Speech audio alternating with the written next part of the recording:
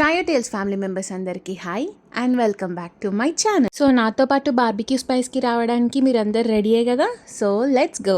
ఈరోజు మనం అబిట్స్లో ఉన్న బార్బిక్యూ స్పైస్కి వచ్చేసినాం అనమాట. ఇక్కడికి రావడానికి చాలా పెద్ద రీజనే ఉంది అండ్ చాలా రోజుల తర్వాత వచ్చినాం కాబట్టి ఈ ఎక్సైట్మెంట్ మామూలే కదా. ఇది some kind of lava stone లాగా ఇచ్చినారనమాట మనకి. తర్వాత యాజ్ యూజువల్ ఏబీస్లో ఉండే స్టార్టర్సే ఉండే అనమాట, నథింగ్ స్పెషల్. కాకపోతే ఈ లావా స్టోన్ పైన చిన్న చిన్న ప్రాన్స్, చిన్న చిన్న లైక్ ఫిష్, చికెన్ అట్లాంటివి పెట్టి ఇచ్చినారు. దట్ ఈస్ సంథింగ్ స్పెషల్ అనిపించింది.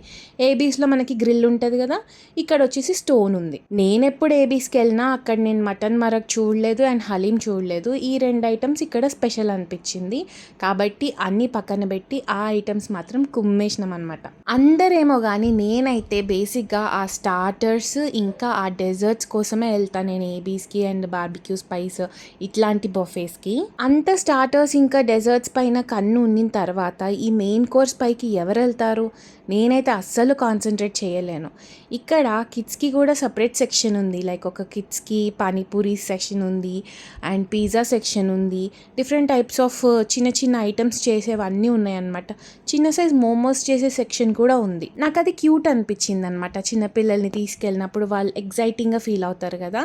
అండ్ నాకు ఇక్కడ ఈ చిన్న చాక్లెట్ స్టిక్స్ అంటే ఎంత ఇష్టమో, అసలు ఎన్ని తీసుకుంటానో నేనైతే. కంఫర్ట్ మీల్ అంటే ఏబీస్లో కానీ ఇక్కడ కానీ నేనైతే ఈ ఫ్రూట్ కస్టర్డ్ అనే చెప్తాను. స్వీట్స్ జోలికి ఎక్కువ వెళ్ళలేదు, ఎందుకంటే ఆల్మోస్ట్ ఆ కేక్స్, ఫ్రూట్స్, కస్టర్డ్తోనే కడుపు నిండిపోయింది. అండ్ ఫైనలీ ఈ హల్వా దగ్గరికి మాత్రం వెళ్ళనోళ్ళు అంటూ ఉండరు. మై ఫేవరెట్ ఈ చిట్టి గులాబ్ జాములు. కళ్ళు పెద్దవి కడుపు చిన్నది అనే సామెత ఎప్పుడైనా విన్నారా మీరు? నేను కూడా అదే కేటగిరీకి చెందిందాన్నేమో.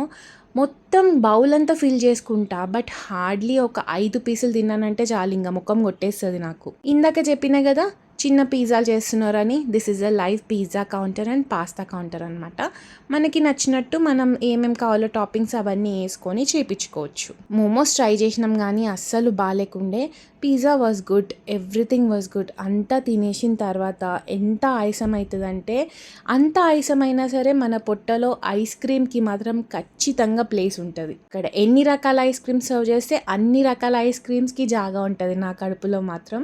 వి ఎంజాయ్డ్ థరోలీ. బాగా తినేసి ఇంటికి వెళ్ళిపోయి ఎట్లా వండుకున్నామంటే అట్లా వండుకున్నాం. మీరు ఎప్పుడైనా ఈ ప్లేస్ విజిట్ చేశారా? మీ ఎక్స్పీరియన్స్ ఏంటి? మీకు నచ్చిన ఐటమ్స్ ఏంటి? నాతో కామెంట్ సెక్షన్లో షేర్ చేసుకోవచ్చు కదా. Like, share and subscribe to Trio Tales and talks.